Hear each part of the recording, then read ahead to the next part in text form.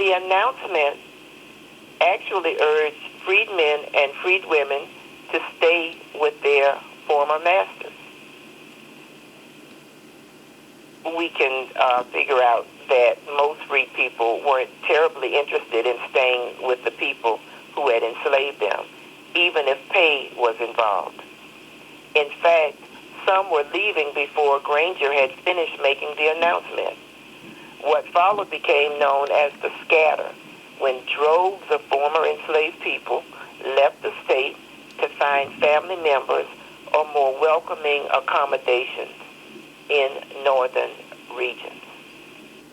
When freed people tried to celebrate the first anniversary of the announcement a year later, they faced segregation laws were expanding rapidly, so there were no public places or parks they were permitted to use.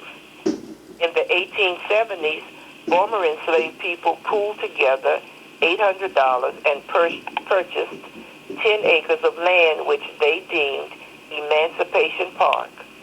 Until the 1950s, it was the only public park and swimming pool in the Houston area that was open to African Americans.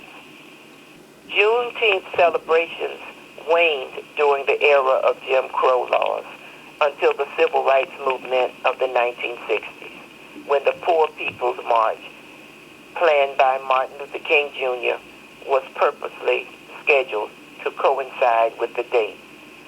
The march brought Juneteenth back to the forefront, and when march participants took the celebrations back to their home states, the holiday was reborn.